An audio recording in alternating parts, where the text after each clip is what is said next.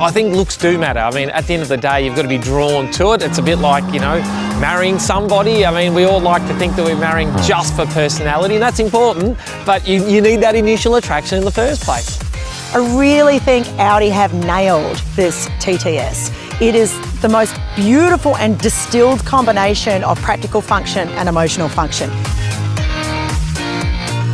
What do you reckon? Have they married form and function? I mean, that's the ultimate expression of any sort of man-made object, isn't it? It is. It is. I mean, you know, you have that classic mantra, less is more. You have beautiful design. You have a great exterior.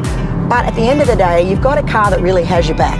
Yeah, I'm with you. And as much as I'm a tech guy and I love my engineering and all my gadgets, it feels good to drive. It's fun.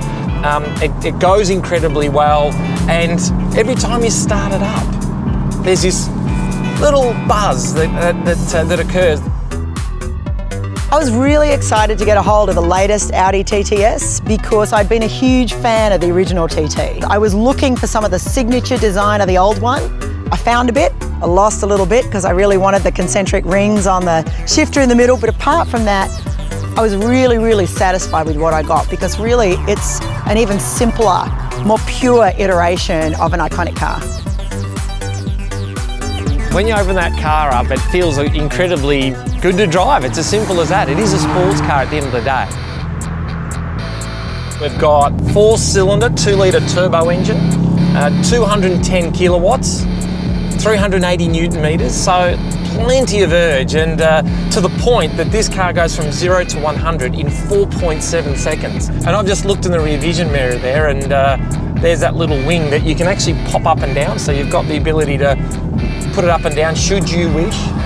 The other thing that you do appreciate, especially coming out of some of these really tight corners, is Quattro. You've got all-wheel drive. So again, you mentioned it before, the car's got your back. What was interesting about driving with Sally was the fact that she obviously approaches things from an industrial designer's point of view. I'm approaching it from a race driver's point of view, yet we both like the same things about the car. You know, something I love about this car also, I love the brakes. And with the TTS, one of the many sort of features you get with the S model versus the standard one is that you've got these upgraded brakes. They're bigger, and you can tell they're upgraded because they're red. They're red, so very sporty in colour. When I first got into this TT, the thing that overwhelmingly I love are the air conditioning vents. So little turbines, they're pointing at you, it's very driver focused. The whole thing is so beautifully simple. What's obvious is there are no gauges. There are no mechanical gauges in this car. It's what's known as a virtual cockpit. Basically like a big iPad, I suppose. And because it's a screen, means you can display anything at all. What I love about this virtual cockpit is the simplicity. The graphics are beautiful. There's a lot of restraint there. The majority of the controls for that virtual cockpit display can be done through the steering wheel, so you don't have to take your hands off the wheel, keep them at 3 and 9 where they should be. But the bulk of what we're doing is controlled via that rotary knob in the centre there. One of the new things with this MMI Touch Plus, as it's called, at the top is a touchpad. Now, I didn't know that, and that is so cool. Well, all you need to do is literally write it with your hand, and literally just, you don't have to look at all. And the writing recognition is adaptive, so the more you use it, the more it reads. No matter how bad you could be a doctor even, and with those chicken scratchings that doctors have, and it'd still pick up what you're writing down. So it's a really clever system that learns along the way.